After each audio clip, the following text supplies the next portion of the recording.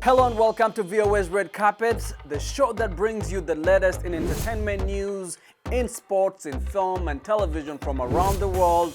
My name is Jackson Vunganyi. Let's go! What a way to start off 2020. We start with a tribute to an extraordinary athlete, devoted father and inspiration to millions from around the world.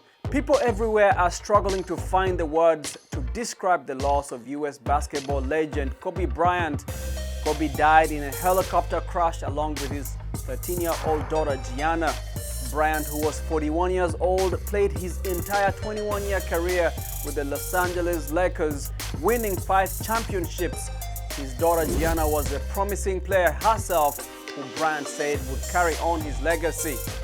The star had been a vocal supporter of women's sports since his retirement, coaching and mentoring basketball players around the world, including his daughter's team. Kobe was also a big fan of women's soccer. After retiring from playing basketball, Bryant won an Academy Award in 2018 for Dear Basketball, an animated short about his relationship to the game. He said that it was Gianna who gave him the courage to try something different. All of it put me out of my comfort zone. My daughter gave me the best piece of advice. I was a little worried about turning this into a film. I'd never done something like that before. And we were in a house and we were talking about it as a family. And my little 11-year-old Gianna goes, "Well, Dad, you always tell us to go after our dreams, so man up." She's 11. Man up. So I had to man up and go for it. In Los Angeles, mourners gathered in Lakers gear outside Staples Center, Bryant's home court for 20 seasons and the site of Grammy Awards where attendees honored Bryant through song. Around the world, tributes poured in from fans from China to Kenya, many remembering the legacy of one of the best basketball players of our generation. VOA's Amos Wangwe spoke with players in Nairobi. Check it out.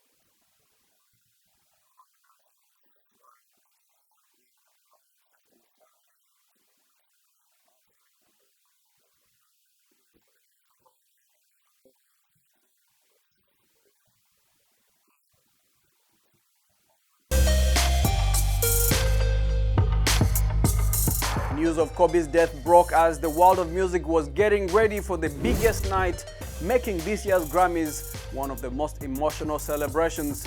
Host Alicia Keys opened the show with a tribute to Kobe Bryant alongside Boyz II Men, Lizzo, who won 3 honors including Best Pop Solo Performance for Truth Hurts, paid tribute to Kobe in her performance, as did Lil Nas X, who won Best Music Video and Best Pop Duo Performance for his hit with Billy Ray Cyrus, Old Town Road.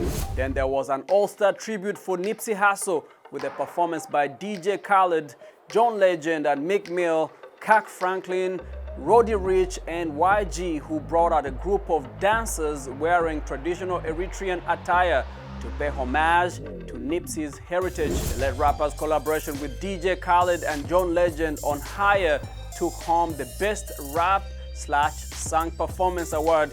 At the end of the performance, photos of both Nipsey and Kobe were projected on the big screen. Other winners included newcomer Billie Eilish, who swept this year's awards. Her hit When We All Fall Asleep, Where Do We Go helped her win the top 4 honors, including Album, Song and Record of the Year, along with Best New Artist. The 18-year-old is the youngest artist to achieve that feat.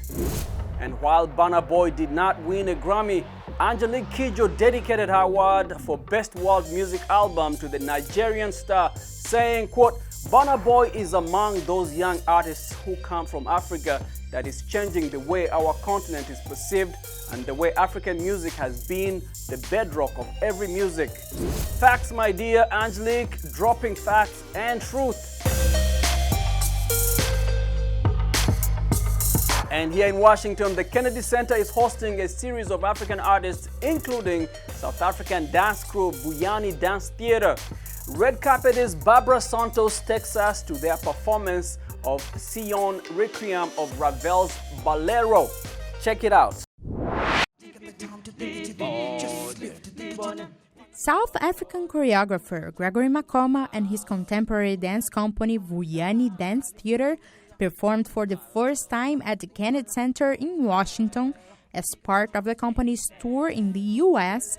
with the spectacle Sion Requiem of Ravel's Bolero. Gregory Makoma's work has been internationally recognized for combining the songs and dance routines of his homeland using long-standing practices of Zulu, Xhosa, and Sotho people to tell contemporary stories. When I was thinking about creating Sion as a requiem of Ravel's Bolero, I was aware that the music was never created as a requiem, as a lament.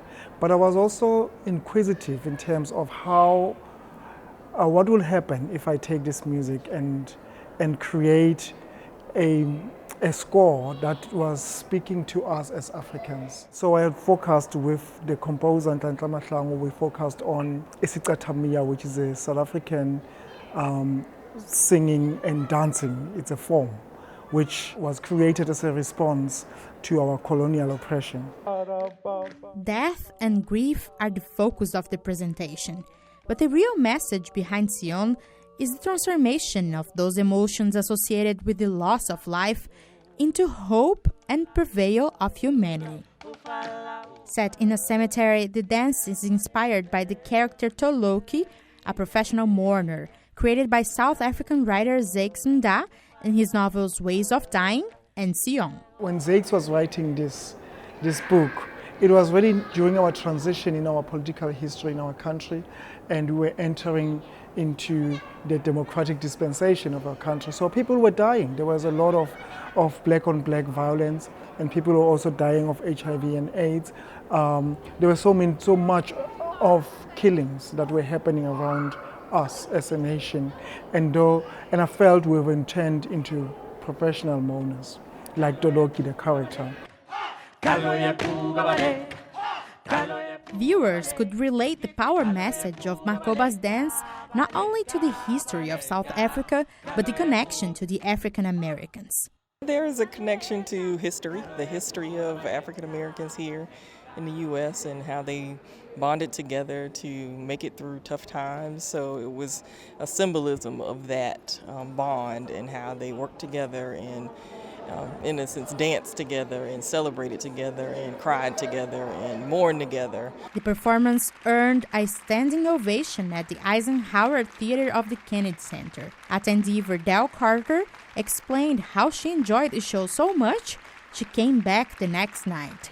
It was so exceptional that I came back to see it twice. It was the dance, the tap, the music, the spirit that moved me so much, and I could see it moved everybody else in the audience. Makoba is ready to take more stages worldwide, but not without bringing his own culture and traditions with him. Some people said to me, you must be living the American dream, and I say it's not the American dream, but it is a South African dream to break barriers and to take our own disadvantages and change them into advantages. After performing in New York and Washington, D.C., the company will travel to Connecticut and Massachusetts before heading back to South Africa. Bárbara Santos, VOA News, Washington.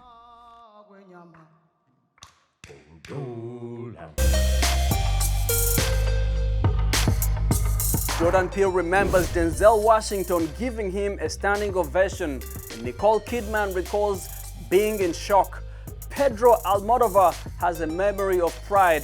As we head into the 92nd Annual Academy Awards, former Oscar recipients reflected on the moments following their wins. In 2018, Jordan Peele won Best Original Screenplay for Get Out. You know, I remember getting on stage and looking down, and people, they were standing, which was crazy. And right down the middle was Denzel Washington, which is like, you know, that's like the craziest thing in the world. He's it. So, you know, Denzel was my focal point.